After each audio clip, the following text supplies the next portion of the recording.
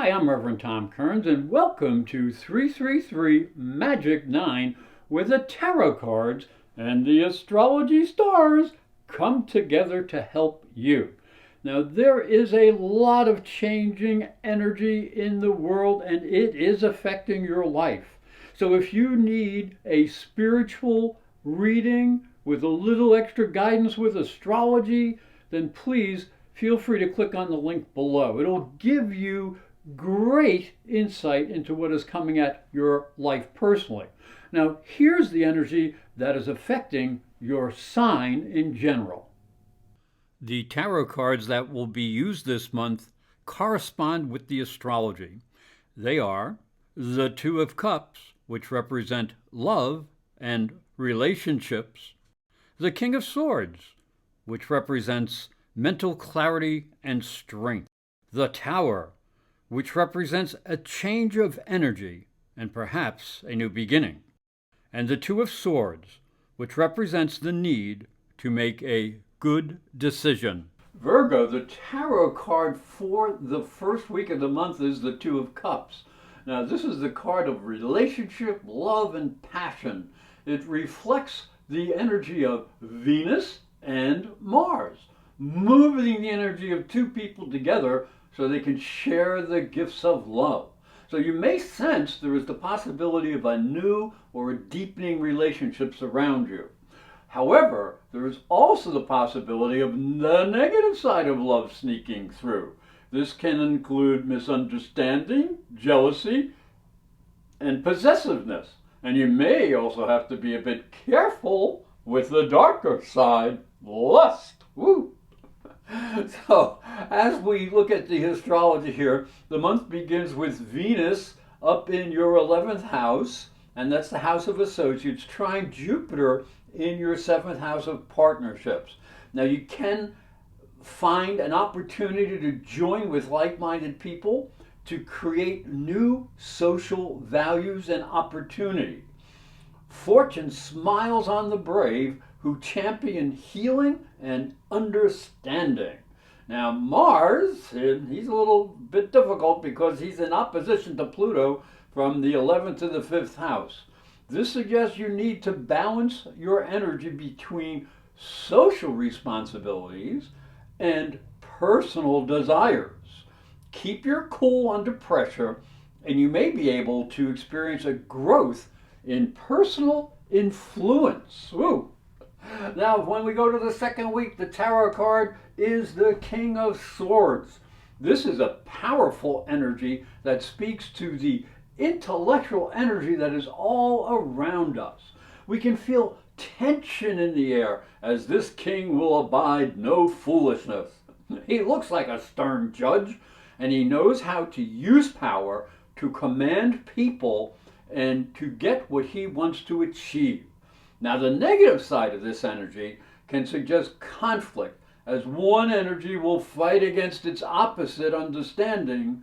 So people look at things different ways, and that can be a little bit difficult to get things done. So you have to be careful with ruthlessness, and you must not demean those who are weaker. Now, as we look into the astrology, the second week begins with a new moon. You see the moon moving to the sun in your 10th house of status and career. Now, you may be able to assimilate some new information and express your ideas in a compelling manner. And this can be very important as Mars here will also enter Leo and your 12th house. Now, his action-oriented energy will help you uncover hidden limitations so you can enhance your personal understanding. You must be a little careful not to be too pushy, and you must know what you really want. Undisciplined action may upset your spiritual foundations, and that would not be good. The tarot card for the third week is the Tower. Now, this energy suggests we need to reevaluate our place in life. There is a conflict between the status quo, as Saturn represents the current structure, and Uranus represents the chaotic future. I always say that word wrong. Oh, at any rate, You will benefit by reviewing what you have built in your life and what you may need to destroy so you can move to the future and move out of chaos. Now, this is usually a difficult time as people tend to want to maintain what they have and are somewhat afraid of the unknown future.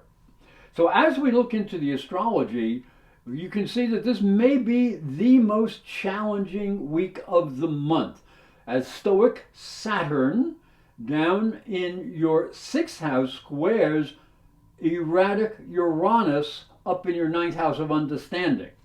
You'll have to be aware of your work responsibilities and the purpose of the ideas you share with others. You may need to limit your personal ambitions a bit. And this may be particularly true as Jupiter, very expensive Jupiter, goes retrograde in your 7th house of partnership. This may be an important time to reevaluate the purpose of your relationships. Excessive behavior needs self-control. And as we move to the 4th week, the tarot card for the last week of the month is the Two of Swords.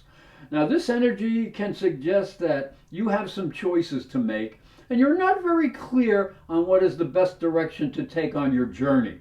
There may be people and new ideas around you that you don't understand, and therefore you don't trust. The good news is Mercury goes direct, helping clarify things, but then at the same time, Neptune will go retrograde, throwing some rocks in the water of our understanding and perhaps creating some waves.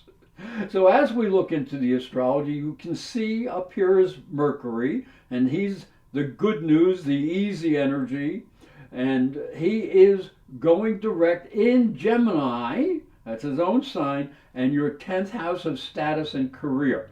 Now that's good. This will help you clarify your ideas and the plans you have made for your career ambitions. So reach out to your associates to get important projects moving.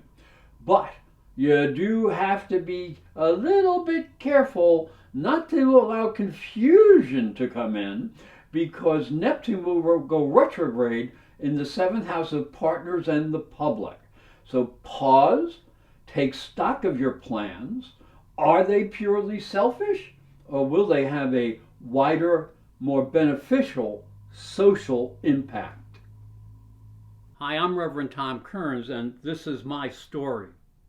If you are a spiritual seeker, it may help you on your journey. I believe your spiritual development is as important as your religion. If you look at Christianity, it focuses on the life of Jesus. But Jesus was never a Christian. He was Jewish.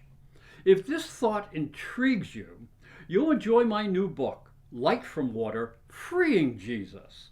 It's available on Amazon.com and through fine bookstores. And it may help you on your spiritual journey. I'd like to thank you for watching and thank you for listening. Remember to subscribe because these videos are free, and hit the little bell for notifications. And for a special offer, visit my website, internetpsychicreadings.com.